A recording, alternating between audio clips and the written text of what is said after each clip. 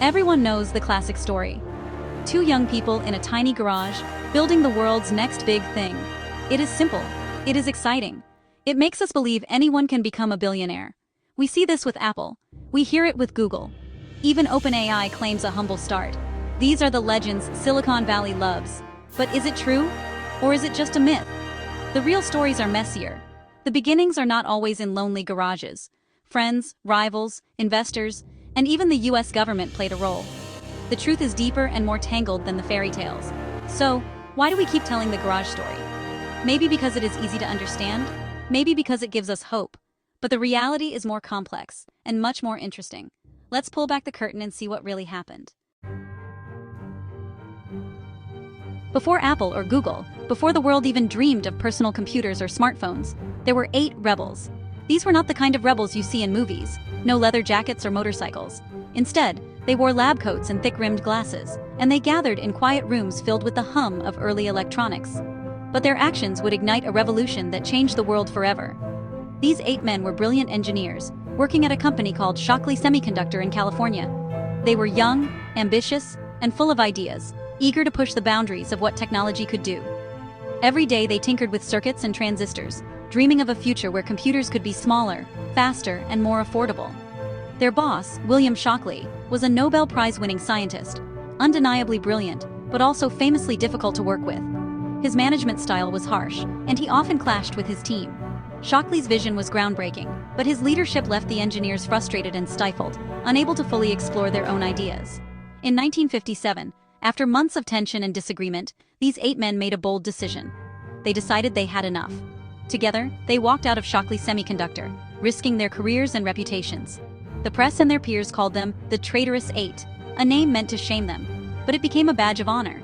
Their move was risky, almost reckless. They had no guarantee of success, no safety net to catch them if they failed. But they believed in their vision. They pooled their talents and resources and started a new company, Fairchild Semiconductor. In a small bare office, they began to build something extraordinary from scratch. Fairchild quickly became the beating heart of what would later be called Silicon Valley. The company pioneered the first affordable mass-produced computer chips, making technology accessible to more people than ever before. Their work didn't just create new products, it created a new way of thinking. People everywhere learned from the 8 that it was okay to challenge authority, to take risks, and to believe in your own ideas. The impact of Fairchild rippled outward. Many startups were born from its alumni, as engineers left to start their own companies. Some of the original 8 went on to found Intel, a company that would become a global tech giant and shape the digital age.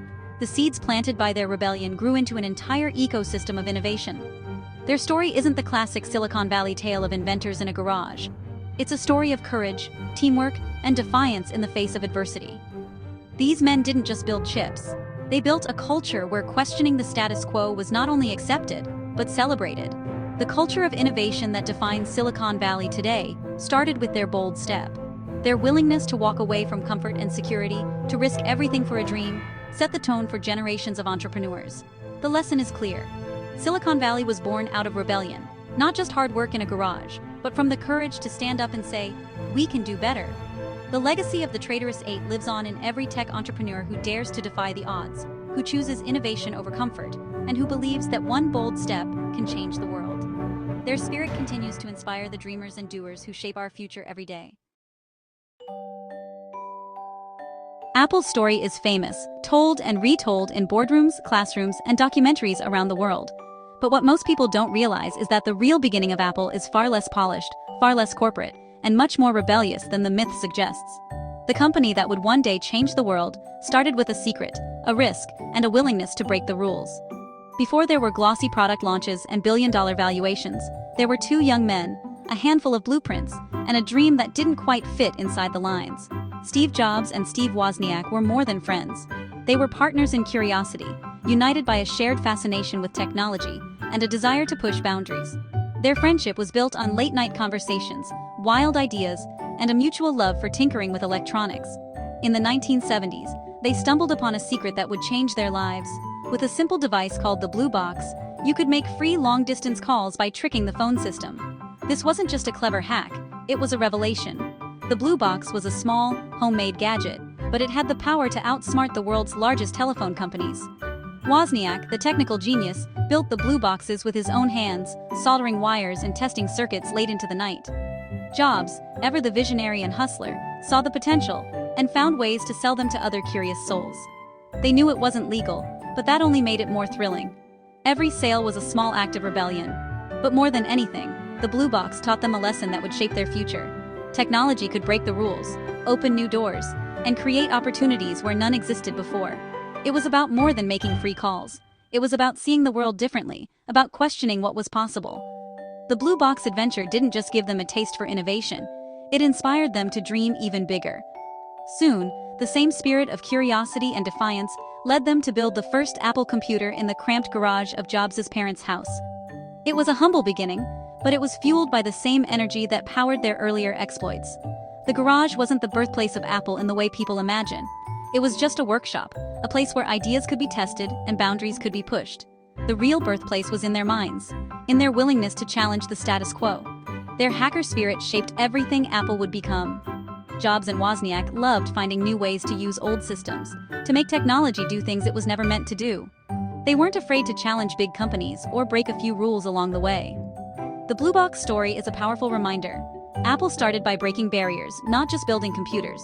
It began with a willingness to question, to experiment, and to defy expectations. Without this boldness, without the clever hacks and fearless dreams of two young rebels, there might be no iPhone, no Mac, and no Apple as we know it today. The company's roots are in risk-taking, in cleverness, and in the belief that the future belongs to those who dare to break the rules. Here's a secret many people forget. Much of Silicon Valley's early technology was paid for by the US government. In the 1960s and 70s, the government wanted better computers, networks, and software.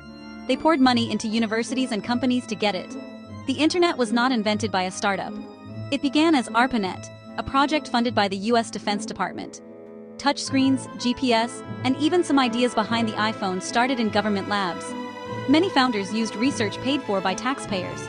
This funding gave young inventors a huge advantage. It allowed them to take big risks. Without government support, many tech breakthroughs would have taken much longer. So, Silicon Valley's real roots are not just in garages, but in government-funded labs and universities. This is the hidden engine behind the digital revolution. Let's talk about Google.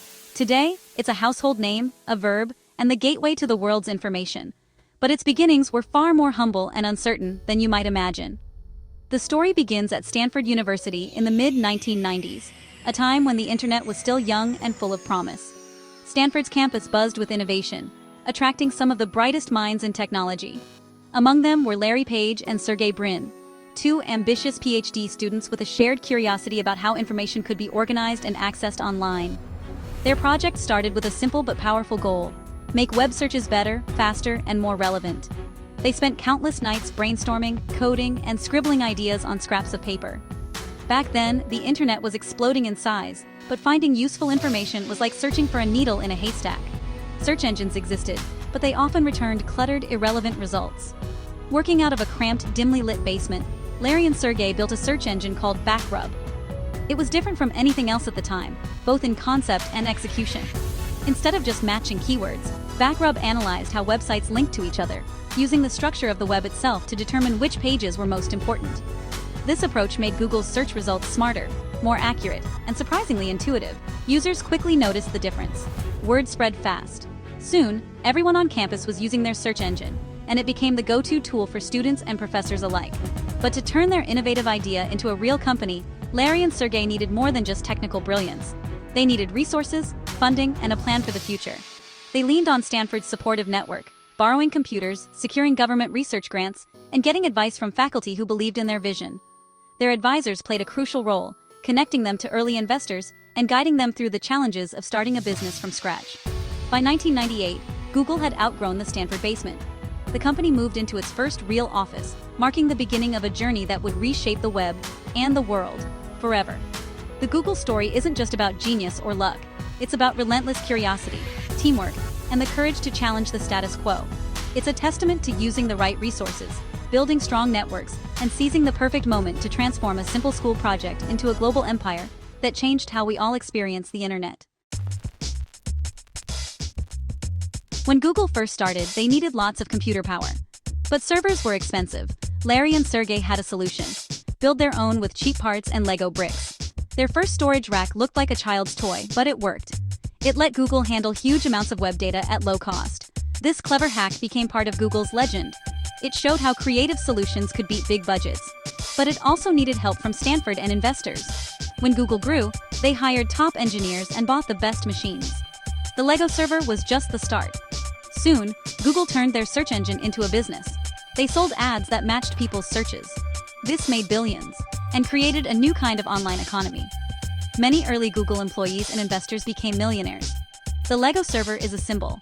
It shows how big things can start small, but also how fast they can grow with the right support. Now let's look at OpenAI.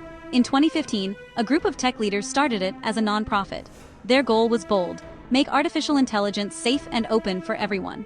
Famous names like Elon Musk and Sam Altman were involved. They wanted to share all their research freely, but the dream changed. Building top AI models was expensive, too expensive for a small nonprofit. In 2019, OpenAI made a big move. They created a for-profit arm and took $1 billion from Microsoft. This gave them the money and power to compete with giants like Google. Now, OpenAI is a tech powerhouse. Their AI tools are used by millions. The shift from nonprofit to business was controversial but smart. It's another Silicon Valley pivot: adapt or die. OpenAI's story shows that big visions often need big money. It's not just about idealism, it's about strategy and survival. So, what built Silicon Valley? Was it luck, genius, or something else? The answer is all of these, but also more. The stories behind Apple, Google, and OpenAI show a pattern. These companies used government money, academic networks, and smart business moves. They were bold, but they were also practical. The garage myth is nice, but the truth is richer. Silicon Valley heroes broke rules, borrowed ideas, and took big risks. They knew when to pivot. They knew how to use the system: universities, public funding, and insider networks. Their success is not just about hard work. It's about knowing where to find help and how to use it. The real story is more exciting than any myth. If we only believe the garage tales, we miss the real lessons. Innovation takes more than luck. It takes rebellion, support, and smart moves. Today, the tech titans are bigger than ever. Apple, Google, and OpenAI shape how we live, work, and play. They control massive data, powerful tools, and huge fortunes. But they also face new questions. Who really has the power? Is it the founders, the investors, or the technology itself? The old myths still inspire. But the reality matters more. If these companies could use public money, academic networks, and clever pivots to rise, who can do it next? Will the next big thing come from another garage, or from somewhere we don't expect? The story of Silicon Valley is still being written. As technology grows, so does its impact on our world. What will be the next myth? And who will make it real?